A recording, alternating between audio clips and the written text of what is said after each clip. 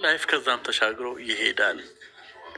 አንዳንዴ ከፈተና በኋላ ያለውን ላይፍን ጊር የሚያደርግልህ ነገር ከፈተና በፊት መጥቶ ሊሆን ይችላል።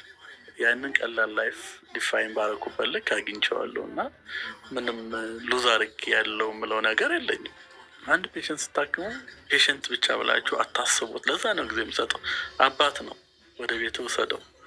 ልጅ ነው፣ ለሆነ ሰው አጎት ነው፣ አክስት ነው። በጣም መሀት ነገር ነው ያሰው እና እዛ ሰው ላይ ቀሳ ለማለት ይቻላል ወይ? መሀት ነገር እኮ ነው ያሰው። አንዳንዴ ትንሽ የሚበላሽብን ፔሽንት ብለን የምናስበው ከሆነ ነው።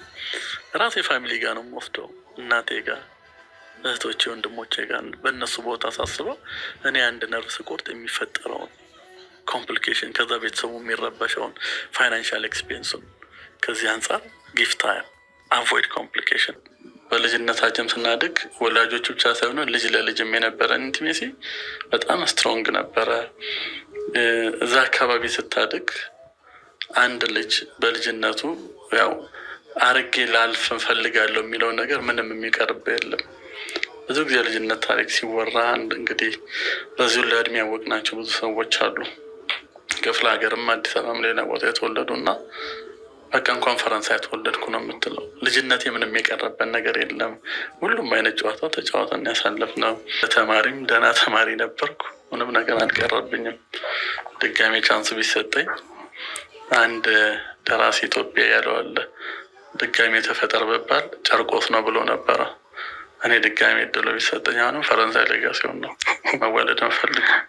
እኛ እንግዲህ ነፍስ ስናቅ ጀምሮ ምናልባት 4ኛ ክፍል ኮንሸስ 5 የምትሆነው በቃ የዛን ጊዜ ስናቅ መጎበዝ ጥሩ ነው የሚል ከኛ በፊት የነበሩት ታላላቅ ወንድሞቻችን ፈረንሳይ አካባቢ እንደውም ከኛ እድሜ በፊት የነበሩት ብዙ ጎበዝ ተማሪ ዩኒቨርሲቲ ይገባ ነበር። ያ ዘመን ደግሞ በጣም ጥቂት ተማሪ በሀገር ደረጃ ዩኒቨርሲቲ የሚገባበት ነው እና እኔ እድለኛ ነኝ። ከፊቴ ብዙ ሰው ማየት ችያለሁ። ከቤትም ቅድም ያልኩ ጋሽ ከሴሳቸው ልጅ አለ። ሌላ ጎረቤት ብዙ ልጆች ነበሩ። እንደውም ከኔ ወንድም ጋር እማቃቸው 4 ጥቁር አንበሳ ሕክምና ፋኩልቲ ገብተው ነበርና የማየት እድል አለ። በቃ ትምህርት የመለወጥ ተስፋ በዛ ወቅት የነበረው ትምህርት ብቻ ነበረ። ያውም በዛ ወቅት ተማሪ ሁሉም ለትምህርት የተጋ የነበረው ዩኒቨርሲቲ የሚገባ ሰው በጣም ጥቂት በነበረበት ሰዓት ሁሉም ሰው ይጥር ነበረ። አሁን ካለው ጋር ስታስተያየው ዩኒቨርሲቲ ገብቶ የመማር እድሉ እንደው ባለፉት 2-3 ዓመታት ያለውን ትተህ በጣም ሰፊ በነበረበት ሰዓት ብዙ ጥረት አታይም። ጠባብ በነበረበት ሰዓት ግን በጣም ተማሪዎች የተሻለ ውጤት አምጥተው ራስን መለወጫ መንገድ ትምህርት ብቻ ነው ብሎ ስለሚታሰብ በጣም ይጥሩ የነበረበት ጊዜ ነው። በግሌ እኔ ቅድም ያልኩ የልጅነት ነገር እንዳለ ሆኖ ግን ያው የግድ ትምህርት ውስጥ ማለፍ እንዳለብኝ ውስጥ ይረዳ ነበር። ጫካን እንደው ያልተለመደ ነገር ጫካ ሄደን ማገዶ እንለቅማለን ስለ ብዙ ጊዜ በኪሴ ወረቀት አይጠፋም ነበር። ለምን ያኑ ለርቀት ተሸክመህ ስትመጣ 2-3 ታርፋለህ። እዛ ጋር ስታርፍ ያው ከኪስ ወጣ አድርገህ የምታያት ነገር ያስፈልግሃል። በጨዋታ መሀል እንደዚህ የምታየው አመጣጥ ነው የሚሄድ ነገር እንደዛ ነበረኝ። እኔ በግሌ ሌላ የማስበውም ነገር አልነበረም። ፎር ቤተር ላይፍ ሰው መማር አለበት። ምንም ይሁን ምንም ስራው መማር፣ አንተ ሐኪም ሆንክ፣ ኢንጂነር ሆንክ፣ አናጺ ሆንክ፣ ምንም ሆንክ መማር በተፈጥሮ የተሰጠኝ ችሎታ ማጎልበቻ ነው ልትሆን ያለውን ነገር እና ማትሪክ አለፈ አላለፈ ሁሉም ተማሪ ትምህርት በቃ የሰው ልጅ መለወጫ መንገድ ነው ብሎ የሚያስብበት ሰዓት ነበር እና አብዛኛው ተማሪ ዛን ጊዜ እስከ 12 ራሱ ለመድረስ ይጠራል።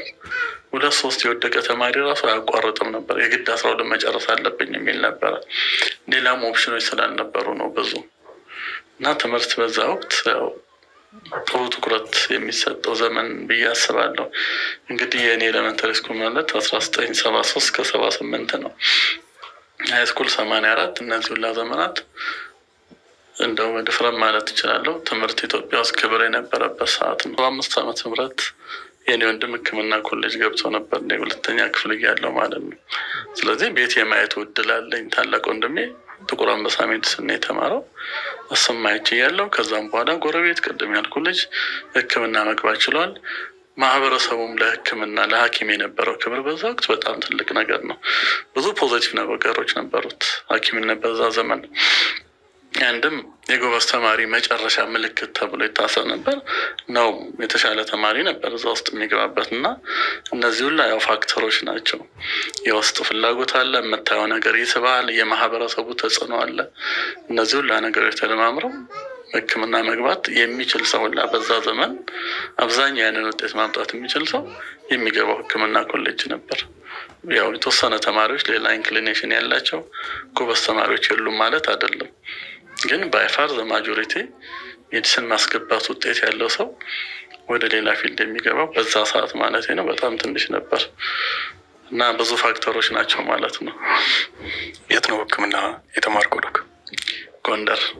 እስቲ ስለ ጎንደር ደግሞ ታሪኩን ለመመዝገብም እየሞከርን ነው እና ስለ ጎንደር ቆይታ፣ ስለነበሩ አስተማሪዎች፣ አሁን ላለ ማንነት ስለተጫወተው ሚና ደግሞ አውራኝ።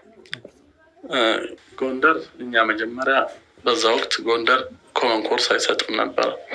የህክምና ትምህርት ብቻ ነበር። የጥቁር አንበሳና የጎንደር ህክምና ተማሪዎች ለ1 ዓመት 4 ኪሎ ነው የምንቆየው። 4 ኪሎ ማትስ፣ ፊዚክስ፣ ባዮሎጂ ይሄ ኮመን ኮርስ የሚባሉትን እዛ ነው የምንወስደው። ለመጀመሪያ ጊዜ ከፈረንሳይ ሌጋሲዮን ወጥቼ ያደርኩትም 4 ኪሎ ዩኒቨርሲቲ ነው። ከዛ ያ1 ዓመት ካለቀ በኋላ አጋጣሚ 85 ፍሬሽማን ስንገባ 3 ወር እንግዲህ ልጅ ሆነን ዩኒቨርሲቲ ተማሪዎች ረበሹ ሲባል እንሰማለን። ሃይስኩል ሆነን ብርቅ ይመስለናል። በቃ ዩኒቨርሲቲ ተማሪዎች ረበሹ ሲባል ልክ እኔ ስገባ ቀጠለ። ምን በቃ ግርግር ጠፋ። ከዛ ከ3 ወር በኋላ እኛ ከገባን በኋላ 85 ላይ እንግዲህ አንዳንድ ከዚህ በፊት ኢንተርቪው ያደረጋቸው ሐኪሞች ሲናገሩ ነበረ። ቡትሮስ ጋሊ የዩኤን ዋና ጸሐፊ የነበሩት አዲስ አበባ ሲመጡ ከኤርትራ ጋር በተያያዘ ተማሪዎች አመፅ አስነስተው ነበረ። የዛን ጊዜ በጣም ኃይለኛ ረብሻ ነው የተነሳው። ከቀን ቀን ረብሻው እየጨመረ ሲመጣ ያው እኔ አዲስ አበባ ላይ ስለሆንኩ ነገሩ አላማረኝም። ዕቃዬን ይዤ ሸሽቼ ወደ ቤት ገባሁ። በጊዜ ልክ ቤት ስደርስ ማታ ባህር አሳለቃችሁ ወጡ የሚል እንደዛ አይነት እንትን ሰማን። ከዛ በነጋታው 4 ኪሎ በር ላይ ሄጄ ያው ብዙም አልተዋወቅኳቸውም። 3 ወር ነው ግን ተማሪዎች ሲወጡ ቆሜ ነበረ።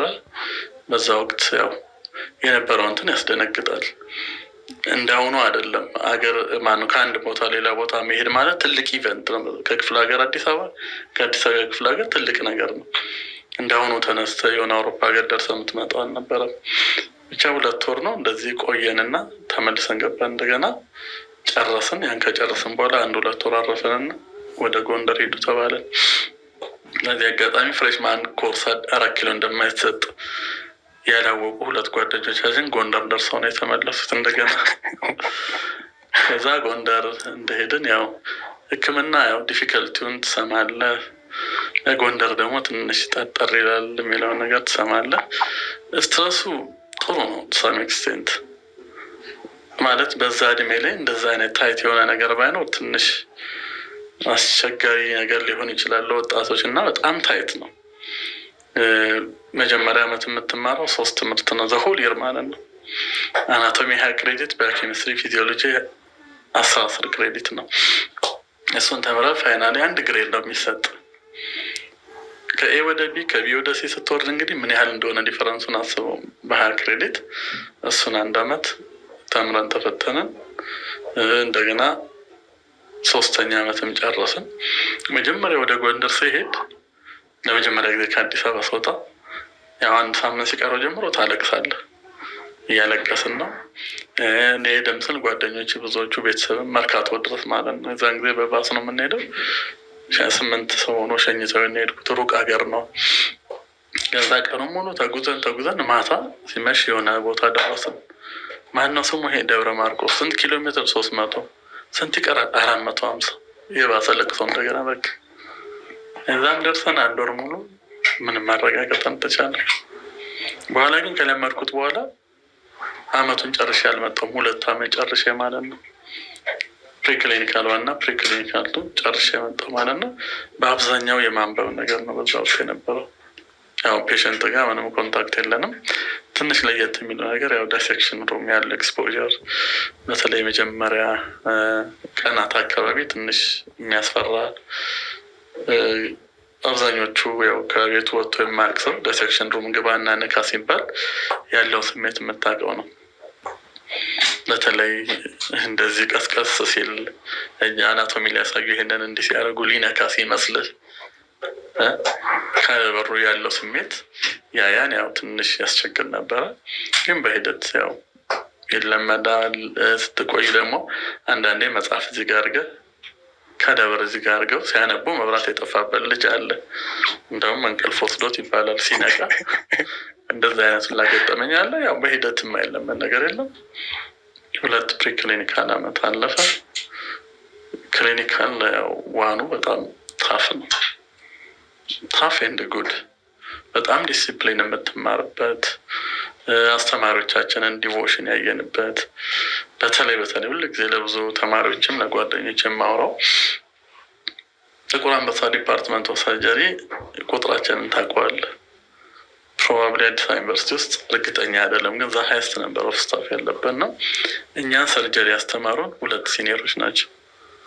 ፕሮፌሰር ብርሃኑ ባለፈው መጀመሪያ የቀረቡ አስተማሪያችን ነው። ዶክተር መሐመድ ግን ምንም አይጎልብንም ነበር። ሌክቸር አይጎልም፣ ቤድሳይድ አይጎልም፣ መራውንድ አይጎልም። ኦፒዲ ማባልናቸው እንገባለን፣ ኦፕሬሽን የሚሰራሉ። የነበረው ዴዲኬሽን በዛ ዘመን አሜዚንግ ነበር። በቃ የዛ ዘመን ትውልድ ተመረቀ ስትወጣ ገጠር ይዘህ የምትሄደው ያንን ሜንታሊቲ ነው። ሐኪም ነን ታገለግል ነው፣ ቀኑ ሙሉ ማገልገል አለብን። ብዙዎቻችን ያንን ይዘን የወጣ ነው።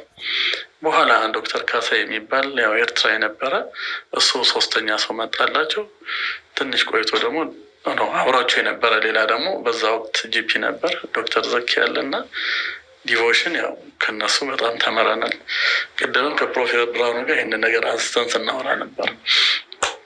ዲቮሽን ከነሱ ተምረናል። እንደው በተለይ አንድ ሰው ጠራ ብትለኝ ዶክተር ዘኪን ማመስገን እፈልጋለሁ። ለብዙ ሰው እምላለሁ።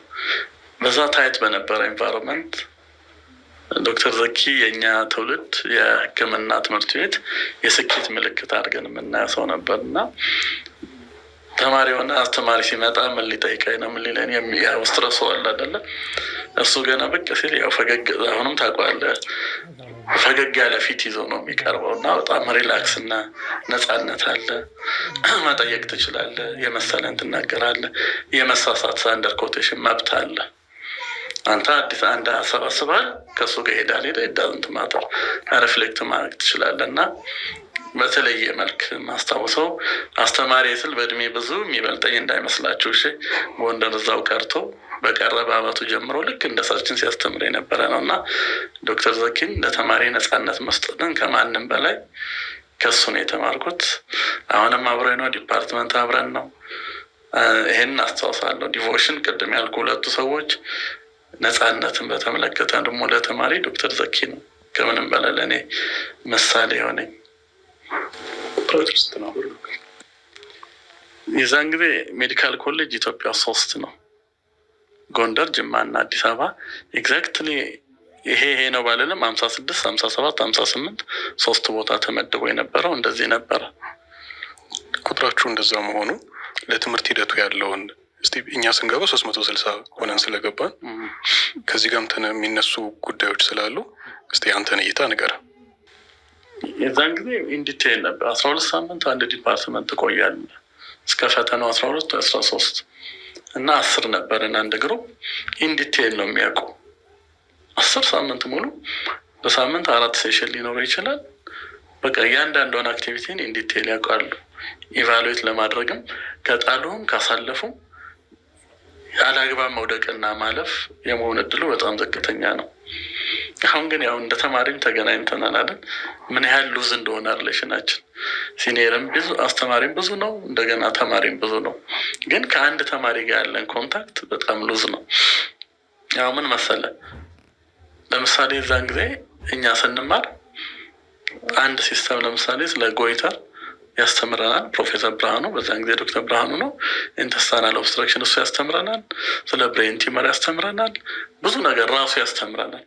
አሁን ግን ምን መሰለህ፣ እኔ አንድ ነገር አስተምረህና ዳግም በምንም ቶፒክ አላገኘህም፣ ሌላ ሰው ይመጣል እያንዳንዱ ቶፒክ እና ቶታል እንዴት ነው አብርሃም። በተለይ ደግሞ ምንድን ነው አቲቲዩድን አሰስ ለማድረግ እንዲህ በአንድ ጊዜ አይተንትን የምትለው ነገር አይደለም እና ረጅም ኮንታክት ያስፈልጋል። ይሄ ኦፖርቹኒቲ የለም። ስኪልን ፕሮግረሲቭሊ ምን ያህል ዴቨሎፕ እያደረግ ነው የሚለውን ለማወቅ የድሮውን ያህል እድል የለም። ተማሪ መብዛቱ ብቻ ሳይሆን ሲኒየርን ፍሪኩዌንት ኮንታክት የለውም ከተማሪ ጋር እና እኔ በደንብ አፌክት ያደርጋል ብዬ ነው። በተለይ ሰርቪሱን ለማሻሻል ተብሎ የመጣው ሰው ስፔሻሊቲ ትምህርቱ ላይ ለአንደር ግራጁዌት ማለት ነው በተወሰነ መልክ ኢንፍሉዌንስ ያለው ይመስለኛል። እኔ 12 ሳምንት ሙሉ ሰርጀሪ አታይ ሳረግ ስለ ቢፒኤችም በ12 ሳምንት ውስጥ አስባለሁ፣ ስለ ኦብስትራክሽንም አስባለሁ፣ ስለ ብሬን ኢንጁሪ ማስብ ሁሉንም እያሰብኩ ነው። አሁን ግን አንድ ሳምንት አንድ ቶፒክ ታስብና ከአይምሮ ታወጣለህ፣ ሌላ ዩኒት ትሄዳለህ። ፐርሰናል እይታዬ ነው። ለአንደር ግራጁዌት የበፊቱ ሲስተም የተሻለ ነው ብዬ አስባለሁ። ኢቫሉዌት ለማድረግም ለማስተማርም በጣም የተሻለ ሲስተም ነበር። ስለ ጎንደር እያወራን ስለ ፕሮፌሰር ሽታይ ካላወራን ደግሞ ኢንተርቪው ሙሉ አይሆንም እና ስለ ፕሮፌሰር ሽታይ በእናንተ ጊዜ ስለነበረው ሁኔታ እስቲ ደግሞ አውሩ። ፕሮፌሰር ሽታይን የምናስታውሳት ሜቲኩለስ ነች። ማለት አንተ ሂስትሪ ረጅም ሰዓት ወስደ የወሰድከው ፊዚካል ኤግዛሚኔሽን የሰራኸው አለ። ከዛ እሷ ትመጣና ሙሉ ለሙሉ ይቀየራል። ማለት ከፔሽንት ጋር እንዴት በተለይ መጀመሪያዎቹ ወራት ላይ ኮሚኒኬሽናችን ሉዝ ነበረ። እንዴት ሂስትሪ ዲግ እንደሚደረግ አናውቅም። ጀስት የፖሊስ ጥያቄ ነው፣ እንደዚህ ነው እንደዚህ። እሷ እንዴት እዛው ቆማ ግን ዘሪል ሂስትሪ ኤክስትራክት እንደምታደርግ በዛው ልክ ደግሞ ትንሽ ምንድን ነው የሚባለው ሀርደኛ ይባል የለ በአራዳ ቋንቋ በጣም ሲሪየስ ነበረች። ግን ያው እንድትማር ነው። አንዳንዴ የሆነ አሳይመንት የሰጠና አንብብ፣ አነበብ ካላነበብኩም ቶ ችግር የለም ለሚቀጥለው ዓመት ታነባለህ ትባላለህ። አስዮ የምታደርገው የሚቀጥለው ዓመት ወድቅ ያለው እንደዚህ ነው። ግን ይህ እስከ ፈተና ጊዜ ድረስ ብቻ ነው እንጂ እነዚህ ነገሮች ተሻግረው ወደ ሌላ ቦታ ሄዱም። ዴዲኬሽን ኢንተርናል ሜዲሲን ላይ ሜቲኩለስ የሆነ በተለይ ልሲዋን በዛ ዘመን አይዲያል አስተማሪ የነበረችው እሷ ነች። ሂስትሪ ቴኪንግ አሁን እየቀረ የመጣው ይሄ ምርመራ ኢንቨስቲጌሽን የሚባል ነገር ከመጣ በኋላ ሂስትሪ ቴኪንግ ፊዚካል ኤግዛሚኔሽን የሚባለው እየቀረ ነው። በዛ ዘመን ግን ዶክተር ሽታይ ማለት በቃ የዚህ አይዲያል አስተማሪ የምትላት እሷ ነበረች። ግን ማንረሳ ትንሽ ቆጧ ትንሽ ለየት ይል ነበር። ከጎንደር በኋላ ቆይታ ወዴት ሆነ? ወይም ጉዞ ደግሞ ወዴት ሆነ? ዶክ ጎንደር የዛን ጊዜ ያው በዕጣ ነው ደቡብ ክልል ደረሰኝ። ሐዋሳ ሄድኩ። ሐዋሳ ሰሜን ኦሞ የሚባል በዛ ዘመን አሁን የለም፣ ሰሜን ኦሞ ዞን ተመደብኩ። ሰሜን ኦሞ በዛ ሰዓት ትልቅ ኤሪያ የሚያካልል ነበር። አሁን 4-5 ዞን ሆኗል መሰለኝ። ከዛ ሰሜን ኦሞ ዞን ሄጄ አርባ ምንጭ ሆስፒታል ተመደብኩ ማለት ነው። እንግዲህ አርባ ምንጭ ከአዲስ አበባ ውጭ መጀመሪያ መጨረሻም ብዙ ዘመን 8 ዓመት የኖርኩበት ብዙ ላይፍ ያሳለፍኩበት ቦታ አርባ ምንጭ ነው።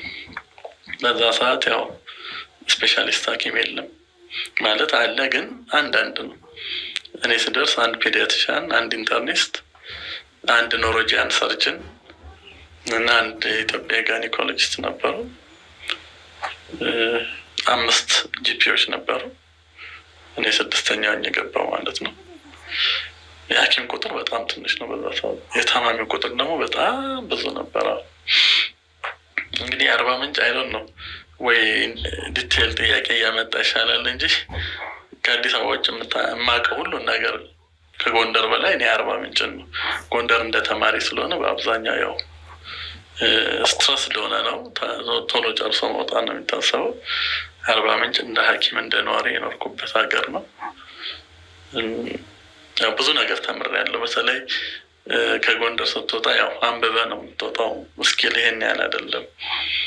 ለሬዚደንሲ ስገባ ሰርጀሪ ልማር አርባ ምንጭ ስሄድ ከነበረው በብዙ ነገር ተለውጬ ነው። በተለይ ኢንተርምስ ኦፍ ስኪል የዛን ጊዜ አንድ ሰርጅን አንድ ጋይኒኮሎጂስት ስል እነዚህ ሰዎች 24 ሰዓት አመቱ ሙሉ እዛ የሚቀመጡ አልነበረው። ይሄ ደግሞ ለጀነራል ፕራክቲሽነሮች የሚሰጠው እድል ነበር።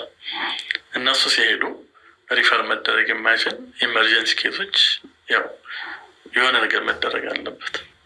ይሄ ስለሚታሰብም እኔ እንደሄድኩ አጋጣሚ ሆነው በሄድኩ በ2 ወሩ ወይም በ3 ወሩ ይመስለኛል ኢመርጀንሲ ሰርጀሪ ትሬኒንግ አግኝቼ ነበር። ሲዜሪያን ሴክሽን ማለት ነው። እሱን ተማርኩ። በዛው ከሰርጅኑም ጋር አብሬ አታች አደረግ ነበር። ይሄን እያደረጉ ውስጥ የነበረው ግን ኢንተርናል ሜዲሲን ነበር። ከጎንደርም ስወጣ ግን ኦፖርቹኒቲዎች ደግሞ ያው ወደ ሰርጀሪ ከቀን 4 ዓመት ሙሉ በእንትን እያልኩ ሄድኩ። ከሰርጀሪ ጋር ያለኝ አታችመንት በተለይ 1 ዓመት ከሰራ በኋላ ፕሮፌሰር መኮንን አሁን የካቲት ፕላስቲክ ሰርጅን የዛን ጊዜ ጀነራል ሰርጅን ነው እሱ 1 ዓመት ከሰራ በኋላ ሰርጀሪ ጨርሶ መጣ። ከእሱ ጋር በጣም ኢንቲሜት ነበረን። ስለዚህ ያው ሰርጀሪን እሱ የተለየ ነገር ሲያገኝ ከቤት ጠርቶ ላይ ያሳይሃል።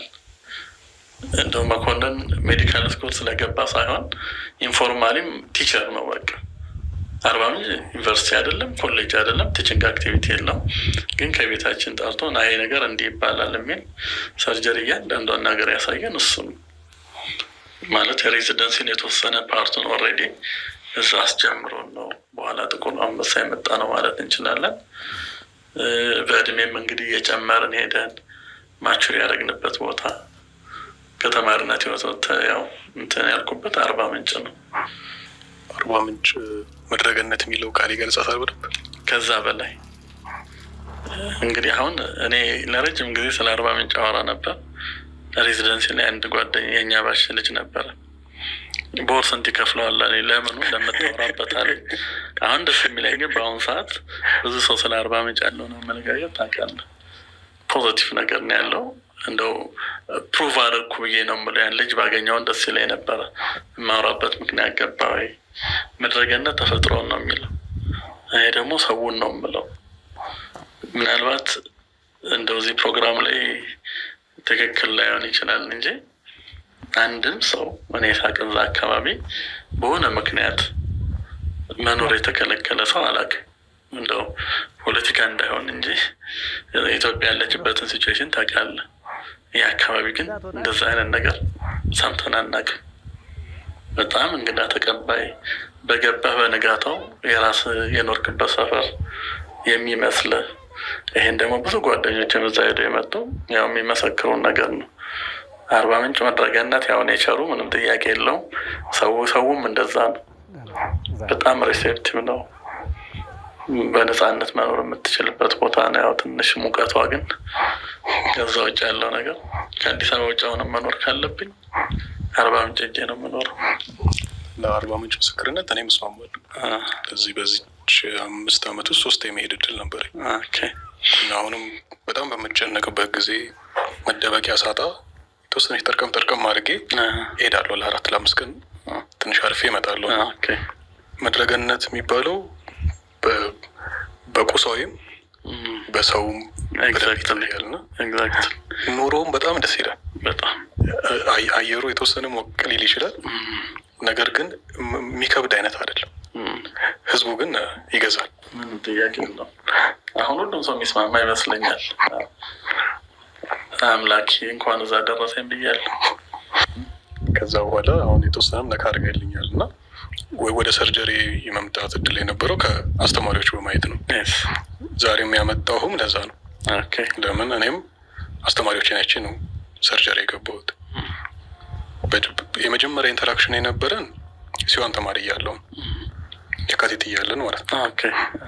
የመጀመሪያ እኔ አስታውሳለሁ ኤክስሬ ይዘህ ከሰዓት ካለፈ በኋላ ከቤት ሳይድ በኋላ ተሰብስባችሁ ነው እናስተምራችኋለሁ ብለን ያኔ ተሙሉ ተከትለን መተን ያኔ ነው በደምብ ሰርጀሪን ማየት የጀመረው። እንዴት ሰው እንደዚህ ሰውን ለማስተማር ፍላጎት ይኖረዋል የሚለው ጥያቄ የተነሳብኝ ያኔ ነው። ይሄ ማለት የዛሬ 10-11 ዓመት ካልተሳሳትኩኝ ማለት ነው።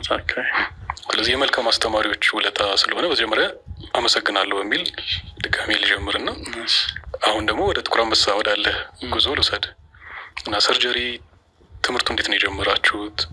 ስንት ሆናችሁ ጀመራችሁ? እና ስለ ሬዚደንሲ ቆይታችሁ ደግሞ ነገር ስንጀምር አምኖት ሾር ወደ 12 አካባቢ ሆነን ጀመረን። ስንጨርስ 8 ሆነን የጨረስ ነው። ግን ያው ወዲያው ፈርስት ይር ላይ ነው። እዛን ጊዜ ቤዚክ ሳይንስ ነበረ። አናቶሚ፣ ፊዚዮሎጂ፣ ባዮኬሚስትሪ፣ ማይክሮባዮሎጂ፣ ፋርማኮሎጂ 5 ኮርስ አለ። ያው እነሱ የተወሰነ ሰው ያንጠባጥባሉ። 8 ሆነን ወደ 2ኛ ዓመት አለፈን ነው። የአንደኛ ዓመት ሰከንድ ሲሚስተር አለፈን። 8 ሆነን እስከ መጨረሻው ጨረስን። ኦፖርቹኒቲ ነበር በዛ። ሰብ ስፔሻሊቲ ትሬኒንግ አልነበረም። ምንም ዲዩቲ ሆንክ ማለት አሁን 5-6 ቦታ ፍራግመንትድ ኢቨን ከዛ በላይ የሆነው ዩኒቶች ኢመርጀንሲ ኬስ ሁሉንም ከቨር የምታደርገው አንተ ነህ። ፔዲያትሪክ ሰርጀሪ፣ ኒውሮ ሰርጀሪ፣ ዩሮሎጂ፣ ጂአይ ያዘ ሆነ ፓቶቢሊያሪ፣ ኮሎሬክታል የሚባለው ሁሉ ነው ኢመርጀንሲ አንተ ነው የምትሸፍነው። ቁጥራችንም 8 በጣም ትንሽ ነው። እንደውም የ3ኛ ዓመት መጨረሻ ላይ የእኛ ሲኒሮች የሚያቆሙበት ወር አለ አይደለ? እዛ ወር ላይ 2 ሆነ ጥቁር አንበሳን መሸፈን ማለት በዛ ሰዓት በጣም ከባድ ነበር። እንሸፍን ነበር እና በጣም ስትረስፉል ነው፣ ግን ኦፖርቹኒቲም ነው። ምናልባት አሁን 2-3 ወር ውስጥ ኤክስፖዝድ የሚሆኑትን ኢመርጀንሲ ኬዝ በዛ ጊዜ በ1 ወር ውስጥ ኤክስፖዝድ የመሆን ኦፖርቹኒቲ ነበረ። ቁጥራችን ማነሱ ያው ፊዚካሊ ዩል ቢ ኤግዞስትድ ኤክስትሪምሊ፣ ግን ስኪል ዋይዝ ደግሞ የተሻለ ያደርጋል። ኤሌክቲቭ ነን ኢመርጀንሲ ኬዞችም ያው 8 ስትሆን ያው በዛው ልክ ጥሩ ነው የሚኖረው ኦፖርቹኒቲ ተጠቅመናል ብዬ አስባለሁ። ግን ዞሮ ዞሮ ቁጥሩ ማነሱ አድቫንቴጅ ነበር ለኛ፣ ስኪል ይዘን እንድንወጣ አድርጎናል። እነማን ነበር አስተማሪዎቻችሁ የዛን ጊዜ? አሁን ያሉት ፕሮፌሰር ብርሃኑ ተከትሏችሁ መጡ? ከጎንደር ነው ቀድሞ የመጣ እኔ ሳልጨርስ ኢንተርንሽፕ ጥቁር አንበሳ ገባ። የአዲስ አበባ አርባ ምንጭ ሰርቼ ስመጣ ኦልሬዲ ስታብሊሽ አድርጓል። እኔ እንደመጣው እንደውም ጳውሎስ ነበር። በኋላ ዲፓርትመንት ሄድ ሲሆን ወደ ጥቁር አንበሳ ዞረ። ዶክተር ደረጀ ሁለቱ አሁንም አሉ። ዶክተር ሙናት ሪሰንትሊ ሪታየር አድርጓል። ፕሮፌሰር አደም ካርዲዮቶራሲክ ሰርጀን፣ እሱም አሁን በቅርብ ነው ሪታየር ያደረገው። ዶክተር መስፍን ዩሮሎጂ፣ ዶክተር በእደ ዩሮሎጂ፣ ዶክተር ታዲዮስ ኒውሮሰርጀሪ ለረጅም ጊዜ ያው ብቸኛ ሆነው ጥቁር አንበሳ ላይ ያገለገለ ቁጥራ እና አንድ እንደገባው ፕላስቲክ ሰርጅን ነበር ዩ የሚባል ኮሪያዊውን አምኖት ሹር። እነዚህ ነበር በጣም ቁጥራቸው ከ10 ብዙም። ፔዲያትሪክስ ፕሮፌሰር ሚሊያርድ፣ እሱም እኔ ፕሮፌሰር የእሱን ያስተማረው ብቻ እኔ ስገባ ኦልሬዲ አቁሞ ነበረ ስሙን ረሳሁት እንጂ ፕሮፌሰር ሚሊያርድ ነው ፔዲያትሪክስ ያስተማረ። በኋላ ዶክተር ሀጎስም እንትን ነበረ የዛ ጊዜ የጤና ጥበቃ ስታፍ ሆኖ ያስተምረን ነበር። በኋላ አዲስ ዩኒቨርሲቲ ስታፍ ሆነ። አሁን ፕሮፌሰር ኦፍ ኒውሮ ሰርጀሪ ነው። ዶክተር በላቸውም ያንግ ጀነራል ሰርጅን ሆነው እሱም የተወሰነ አስተምረናል። መጨረሻ ላይ ብርሃኑ ነጋ ፖለቲከኛ ሳይሆን ሰርጅኑ ማለት ነው። እሱም ልንወጣ ስንል ያው ጥቁር አንበሳ ጆይን ያደረገ እኛን ያስተማሩ እነዚህ ነበር። ይህን ሁላ ስጨምር እንግዲህ 15 አይበልጡ፣ ቁጥራቸው በጣም ትንሽ ነበረ። ግን የዛ ልክ ደግሞ በጣም ዴዲኬትድ ናቸው። አንዳንዴ የቁጥር መብዛት ያው የራሱ ጥቅም ቢኖረውም ከትጋት አንጻር ደግሞ የራሱ ችግር አለ፣ ያዘናጋል። እንደዛ ነበር። አሁን በኋላ ላይ የተማርክበትን ሬዚደንሲ ፕሮግራም ሊድ የማድረግ ቻንስም አለ። ከሪሰንት ሪስፖንሲቢሊቲዎች አንዱ እና አሁን ያነሳልኝ አንድ ጥሩ ነጥብ አለች። 8 ሆናችሁ ነበር የጀመራችሁት ሬዚደንሲ ከቤዚክ ሳይንስ በኋላ፣ ስትወጡም 8 ሆናችሁ ነው የወጣችሁት። ስለዚህ ድሮፖት ያደረገ ሰው አልነበረም ማለት ነው። ስለዚህ ካልተሳሳትኩኝ ያኔ ድሮፖት ቢደረግም ፋይናንሻል ሪዝን አይመስለኝም ተማሪ እንዲያቆም የሚያደርገው። አሁን ያለው ሁኔታ ደግሞ በጣም የተለየ ነው። እዚህ ላይ ያለ ሪፍሌክሽን ምንድን ነው? ዶክ እንደው ወደኋላ ወደ ጎንደር ሊሄድልና ቅድም ፕሮፌሰር ብርሃኑና ዶክተር መሐመድ ቀኑ ሙሉ ያስተምሩን ነበር ብያለሁ። አሁን ያንን ለማድረግ ለአንድ ሰርጅን አስቸጋሪ ነው። እነሱ ከሰኞ እስከ ዓርብ ቀኑ ሙሉ ሲያስተምሩ ያው መኖር አለባቸው አይደለ? የሚያኖራቸው የመንግስት ደሞዝ ነበረ። መኖር በጀስት አቨሬጅ ቤዚክ ላይፍ መኖር ስለሚችሉ እኔ አሁን እንዲህ ባረግ ማድረግ የለብኝም እያልኩ አይደለም፣ ግዴታ እንደሆነም አምናለሁ። ግን አንድ ሰው የመንግስት ደሞዝ ብቻ ይበቃኛል ብሎ ልኖር ቢል እንዴት ነው በዚህ ሰዓት የሚኖረው? እና ፋይናንሻል ኮንስትሬንቱ ምንም ጥያቄ የለው። እንኳን ለተማሪ አይደለም ሙሉ ተቀጣሪ ተብለው ጥቁር አንበሳ ፕሮፌሰር ሙሉ የሆኑት 21-22 ሺህ ብር አግኝተው በዛ መኖር አይችሉም። ቤት እያለው መኪና እያለው የተወሰኑ ነገሮች አሟልተው ማለት ነው። ተማሪ ደግሞ አሁን ቤት ይከራያል፣ የትራንስፖርት ወጪ አለ። አብዛኛው ሬዚደንሲ ሲገባ ደግሞ ባለትዳር ነው የሚሆነው። እዚህ ምንም ገቢ የለም። ቤዚክ ያቺ ደሞዞ ብቻ ነች። በተለይ ሰርጀሪ ስትማር ደግሞ ፕራይቬት ልስራ ካልክ ኤግዞስሽኑን አስበው፣ ንባብ በደንብ አታነብም እና ፋይናንሻል ኮንስትሬንት ሬዚደንቶች እንዲያቋርጡ እንደሚያደርግ በጣም ግልጽ ነው። ፕራክቲካሊም በየጊዜው እያቋረጡ ያሉ ብዙ ልጆች አሉ። ደሞዛቸው ስላልበቃቸው ገንዘብ ስላጡ የሚያቋርጡ ብዙ ልጆች አሉ። ይሄ ደግሞ የሚጠበቅ ነው። አሁን ባለው ሁኔታ ከቀጠለ ወደፊትም ይቀጥላል እና በጣም በጠኛም በዛ እንኳን አሁን ቀርቶ በእኛ ጊዜ ራሱ በሬላቲቭሊ 1,000 ብር እየተሰጠን ነበር የምንማረው። ሳማውት ቤተር ነው ከአሁኑ አንጻር ነው። ግን የዛን ጊዜ ቢሆን ብዙ ያው የሚጎሉን ነገሮች ነበሩ። ሐኪም አሁን ባለው ደሞዝ መኪና እንዲገዛ አይደለም፣ ቤት እንዲሰራም አይደለም፣ እንዲዝናናም አይደለም። አሁን ጥያቄ ጠይቅ ያለው ዝም ብዬ ስራዬን እየሰራው ቤዚክ ኑሮ በአመት 1 ጫማ 1 ልብስና ምግብ በልቼ ልኖር ለሚለው ራሱ በቂ አይደለም። ይሄንን ማግኘት ያልቻለ አንድ ሰው ደግሞ ቀኑ ሙሉ ሌሊት ሙሉ ቁጭ ብሎ የሚያሳድር ትምህርት እንዴት ብሎ ሊማር ይችላል? ገጠር ያለችው ባለቤቱና ልጆቹ የሚጠብቁበት ነገር አለ። ምናልባትም ለአንዳንዶቹ ደግሞ የወለዱት ወላጆቹ የሚጠብቁበት ነገር አለ እና ስትረስ ሌቭሉ ምናልባት በቃል ከሚገለጸው በላይ ነው። ብዙ ልጆችም እያቋረጡ ነው አሁን በዚህ ፋይናንሻል ሪዝም ማለት ነው። ወደፊትም ነገር ካልተስተካከሉ ይቀጥላል ማለት ነው። ይህን ጉዳይ በኋላ ላይም በሌሎች ጥያቄ ላነሳው አስቤ ነበረ፣ ግን ቦታውን ሳስበው ከአንተ ህይወት ጋር እያዋዛው ለማቅረብ ስለፈለግኩ ነው። እና አሁን ደግሞ ከጥቁር አንበሳ ከጨረስክ በኋላ ጉዞ ወዴት ሆነ? ከሬዚደንሲ በኋላ እንዴት ነበር? የአርባ ምንጭ እንደ ሰርጅን ሆኖ መመለስ ደግሞ ያው ስወጣ 4 አመት ጂፒ ሆኜ ሰርቼ ደስ ብሎኝ ነው የወጣሁት። በጣም ከማህበረሰቡም ጋር እዛ ከኃላፊዎቹም ጋር በጣም ጥሩ የሚባል ግንኙነት ኖሮኝ በቃ በጥሩ ሁኔታ ነው ለመማር ስወጣ ራሱ። እንደውም ስመዘገብ 4 አመት አልሞላኝም ነበር እና ባይሞላውም ብለው ነበር በዛ ሰዓት የጻፉልኝ። በኋላ ግን ያው ለሁሉም ሰው ተፈቀደ። ልመለስን ፈተና 1 ሳምንት ሲቀረኝ በዛን ጊዜ ኃላፊ የነበረው ማሩ የሚባል አቶ ማሩ ይባላል። 1 ሳምንት ሲቀረኝ ፈተና ለመፈተን መኪና አምጥተው ጥቁር አንበሳ ግቢ ነበረ እስከ ሹፌሩ ማለት ነው። ያው ሹፌሩ መኪናው ቆሟል። መስኮቴ ስር እኔ ላይኛው ህንፃ ነበር የምኖረው ህንፃ። ያው ሹፌሩ እዛ ዘመዶቹ ጋር ምናምን ነው ሌላ ጋር እንዳልሄድ ብለው ነው። አጋጣሚ ደግሞ የተሻለ ደግሞ ኦፖርቹኒቲ ነበር ሌላ ቦታ የሚሄድ ግን የነበረው መላመድ ይሄ ፋይናንሻል የነበረውን ልዩነት የሚያሸንፍ ነበር። ምናልባት እስከ እጥፍ ድረስ ሊያስከፍል የሚችል ሌላ ቦታ ኦፖርቹኒቲ አግኝቼ ነበር፣ ግን አዲስ ቦታ መልመድ ነው። በዚህ ላይ 40 ምንጭ ነው እና ልክ በተፈተንኩ በንጋታው ተመልሼ 40 ምንጭ ነው የሄድኩት። በዛች መኪና ሳምንት ሙሉ ጠብቀን ይዘውኝ ሄደ። ያው ጥሩ በሚባሉ ናት ኢንቫይሮንመንት ነው። ምን ቅድም ያልነው የፋይናንሻል ኢሹ እንዳለ ሆኖ ወርኪንግ ኢንቫይሮንመንት ደግሞ ወሳኝ ነው። በቃ ነፃነት ያን አካባቢ የሙያ ጉዳይ ነው። አንተን ሊድ ማድረግ ያለብህ ሰርጅን ነኝ አይደለ? ነገሮች እኔ በምለው መንገድ መሄድ አለባቸው። የአስተዳደራዊ ጉዳይ ያልኩ አይደለም።